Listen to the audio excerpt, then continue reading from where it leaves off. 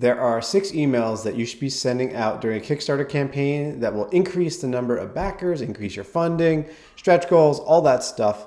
And let's go over them right now. So when I was doing This Game is a Disaster, I wasn't communicating enough with my email list. I told everybody when we launched, but then that was about it. And then I was communicating mostly through the Kickstarter to the backers, through the Kickstarter page. And that's great because it's great to keep your backers engaged and stuff, but that doesn't help you with the people that are on your email list that haven't bought your campaign yet. So let's take a look at the 6 emails that I designed that we're going to be using for the next Kickstarter campaign.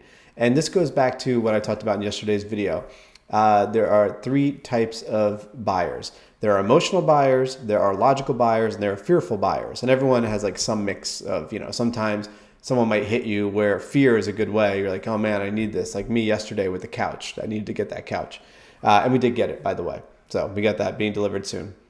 But what you want to do is you want to take the same concept and apply it twice to your Kickstarter campaign. Once before launch and once before the final days of the Kickstarter campaign.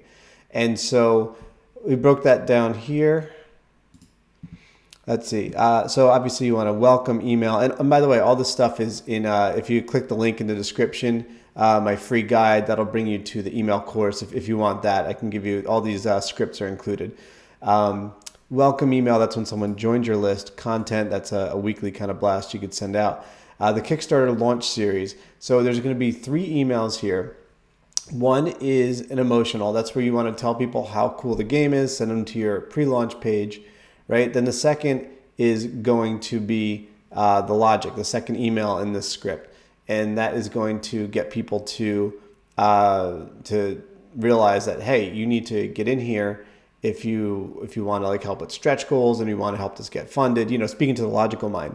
And the last email in the series is scarcity. And what you want to do is you want to hit how some of your tiers have a limited amount of space. And so someone who, let's say, backs in the middle of the campaign or backs even after day 1, they might not hit those. So that's the scarcity. So that third email, you want to touch on that. Then once those go through, I notice I keep doing something weird with my mouth. I'm like, I don't know what that is. My ears are like popping. Anyway, so then at the end of your campaign, what we're going to be testing out is using the same sort of framework. You got emotion, logic, fear. And you want to do that at the end of your campaign because as most people know, most of your sales come right at the beginning and then right at the end of the campaign. At the beginning, it's people who are super excited and they're on your list and they get all caught up in it and that's great. And then there's like a big valley. And then at the end, then it pops up again because people are like, I got to get this before it closes. Maybe they were on the fence. So that's what we're going to hit on here in the wrap-up series. Same thing. You want to first let people know all the cool features of the game, all the cool stretch goals. That's the gain or emotion, right? Let's say like, I want that. Then you do the logic and say, hey, in the second email, if you don't buy this now, then you might not be able to buy it again. And we're not selling to retail. Or like as in the case with Tin Robot Games and Queen of Scots, when you buy it again, it's either going to be more expensive or it's not going to come with certain things like that cool brass coin that was Kickstarter exclusive. So that's the second email. That's the logical one. The last one is going to be your fear-based one, which is scarcity, right? So the obvious scarcity here is that you are not going to be able to, once the campaign ends, that's it. It's over. So you're not going to be able to possibly get the game. You're not going to be able to hit the stretch goals, whatever the case is.